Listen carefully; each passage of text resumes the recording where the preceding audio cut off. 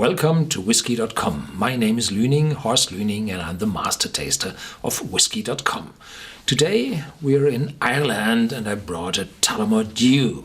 Tullamore D.E.W. is one of the big brands of Ireland. Not the biggest, but one of the big ones.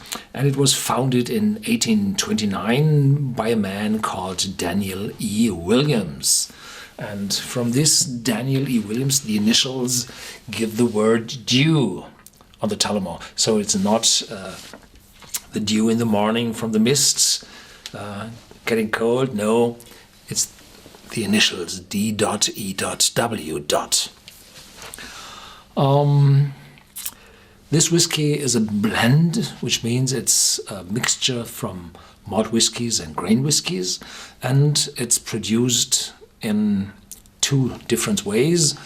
One in the continuous stills, which produce a steady flow of industrial whiskey, and pot stills, which bring a more intense aroma by producing whiskey in a batch way. So you produce on huge copper stills, 3 in a row, and you triple distill the whiskey, the mash of the whiskey. Here it says triple distilled.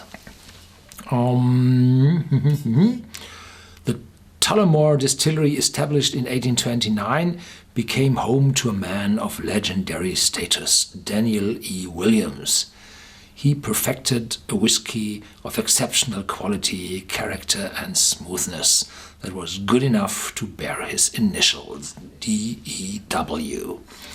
There are 3 medals shown here, and on the other side they say, whilst triple distillation guarantees the ultimate smoothness, aging this unique blend for many years in Oloroso, sherry and old bourbon oak casks brings out a character and flavor that continues to win awards year after year. A lot to say. Triple distillation brings a smoother whiskey than double distillation, but pot still distillation in a batch process brings more intense aromas than the distillation in continuous stills. So the pot still spirits or whiskies in this bottle will carry most of the aroma, the intense aromas, and the smoothness will come from the continuous stills, not from the triple distillation. The many years of maturation in the casks, this is one of the most sold Irish whiskies, and I think the age will be closer to 3 years and a day. This is my personal meaning. This is big stuff, huge pallets, lorries full of whiskey, every day, several lorries. So, yeah. Tullamore D.E.W. was formerly produced in the New Middleton distillery in the south of Ireland in Cork, but it wasn't in the ownership wasn't the Pernod Ricard who owns it. Does not belong to the Pernod Ricard, which owns the distillery. No, it was a licensed product for another company, and this Tullamore D.E.W. was then sold to William Grant and Sons, a Scottish company privately owned, who produced the Glenfiddich and Balvenie single malt whiskies and the Grants brands.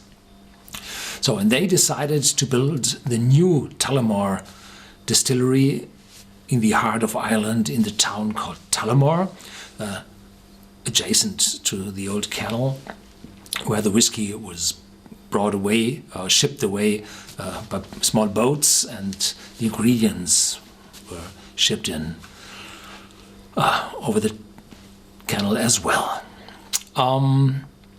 In 2011, they started to build the distillery, and I think it was finished 2012 or 2013. Now the production is already running in Tullamore, but this whiskey is still in the year 2014 from the old distillery, because it has to mature 3 years in old casks. So from 2016 or 17 on, the Tullamore D.E.W will be produced in Tullamore by a Scottish company. Okay.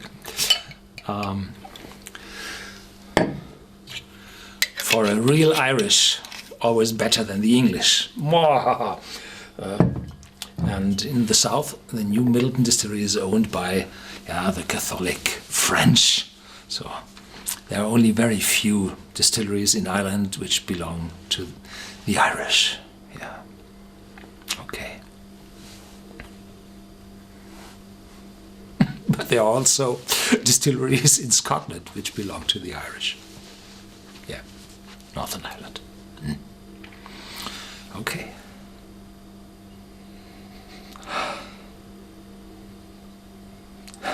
Very fruity.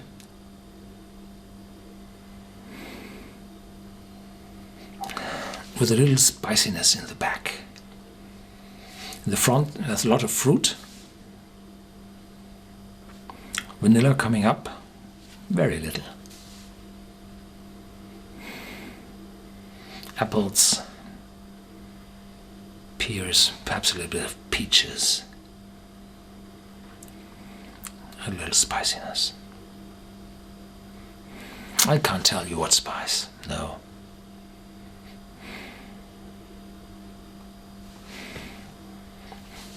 Have a sip.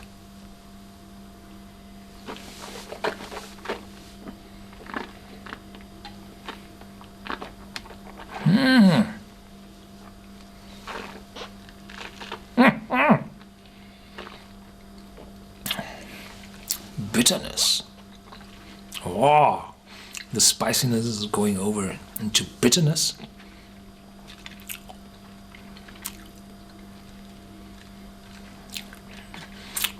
Not that friendly, no. I tasted already the 12-year-old Tullamore. I remember much better. And the 10-year-old single malt Tullamore, but it was produced on the same stills. It was produced at the Cooley distillery. Well, a little bit too bitter for me for such a young and smooth whiskey. So it's fruity, it's smooth, and then you have this bitterness in the back. I think this comes from the reused and reused and reused casks, which have lost all the sherry or the vanilla, or most of the vanilla. There's still some vanilla in it. But then the tannins, the bitterness from the oak develops. Well, best suited for Irish coffee, people tell. But for a pure sip, it's a little bit too bitter. Thank you for watching, and stay tuned with Whisky.com.